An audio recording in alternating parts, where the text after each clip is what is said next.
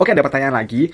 Poin dari pertanyaannya adalah, kira-kira ada nggak sih emiten yang bagus untuk diinvest terus-menerus gitu kan? Jawabannya sebetulnya enggak. Kenapa? Di Indonesia especially, itu tuh sahamnya tuh cyclical, alias setiap musim itu ganti. Kayak contohnya mau lebaran, nanti saham-saham kayak ICBP, Mayora, konsumer itu naik. Sementara setelah kayak sekarang-sekarang ini kan mau perang atau enggak energi. Nah, itu tuh gantian. Saham mereka tuh yang biasanya konsumer setelah naik turun, musimnya selesai, ganti ke mineral. Kayak bisa ke bumi, ke dewa, gitu-gitu, ke energi. Jadi emang kalau misalnya dibilang ada saham nggak satu aja gitu yang bakalan kayak terus-menerus jalan gitu selamanya.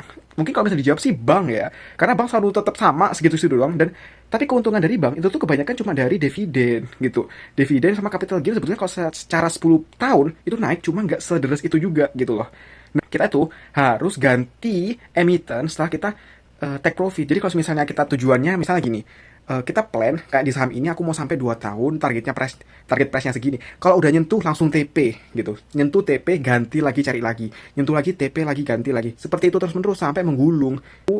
Soalnya kalau nggak di TP, kejadiannya sama kayak aku di Bufa. Karena di Bufa, aku tuh kan waktu itu kan 200 juta, ya kan. Itu tuh turun lagi. Kenapa? Karena nggak di TP. Padahal target price-nya tuh udah nyentuh gitu loh. Seperti itulah intinya. Kalau misalnya saham itu nggak bisa di-hold lama-lama, emang harus diganti.